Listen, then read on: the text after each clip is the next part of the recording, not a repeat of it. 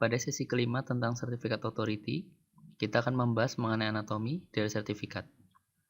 CA mempunyai fungsi dan peranan yang meliputi penerbitan sertifikat, revokasi sertifikat, merumuskan kebijakan sertifikat, dan melaksanakan Certification Practice Statement atau CPS. Masing-masing fungsi dan peranan dari CA ini akan dibahas satu persatu. Peranan CA sebagai penerbit SD adalah CA hanya menerbitkan sertifikat apabila diminta oleh klien yang prosesnya dapat digambarkan seperti pada gambar di samping, di mana user akan mengenerate pasangan kunci yaitu public dan private key.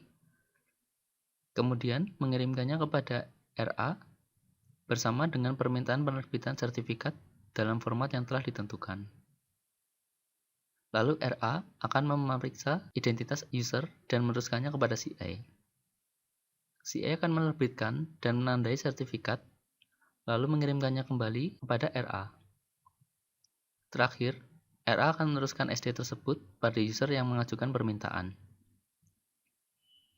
Dalam menerbitkan sertifikat, CA harus menggunakan format X509 yang diterbitkan oleh International Telecommunication Union yang meliputi nomor serial sertifikat, ID algoritma, nama subjek, dan informasi public key. Berikut adalah gambaran untuk format sertifikat global yang diterbitkan oleh CA. Peran CA yang kedua adalah revokasi sertifikat yang dalam melakukan revokasi, CA menggunakan dua buah metode.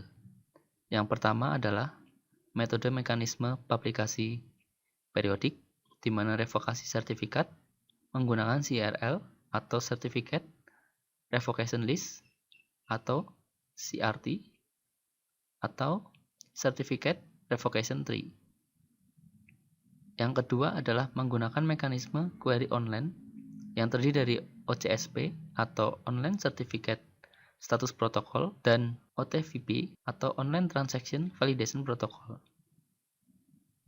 Tugas ketiga CA adalah membuat formulasi kebijakan sertifikat yang adalah dokumen yang memuat sekumpulan aturan dan komitmen dari suatu CA selaku penerbit SD.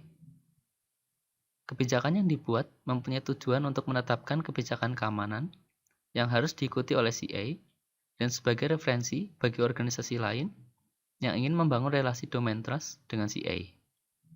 Kebijakan yang dibuat menggunakan format RFC 2527. Informasi mengenai kebijakan sertifikat didistribusikan dalam bentuk Object Identifier atau OID kepada user.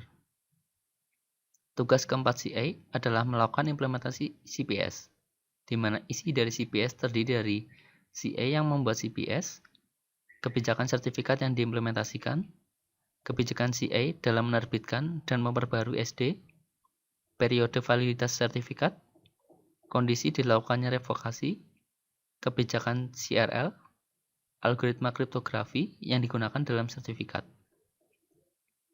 Berikut ini adalah komponen-komponen yang ada dalam CPS menurut RFC 2527 yang meliputi introduksi, ketentuan umum, identifikasi dan autentikasi, requirement operasional, kontrol keamanan, profil sertifikat dan CRL, dan spesifikasi administrasi.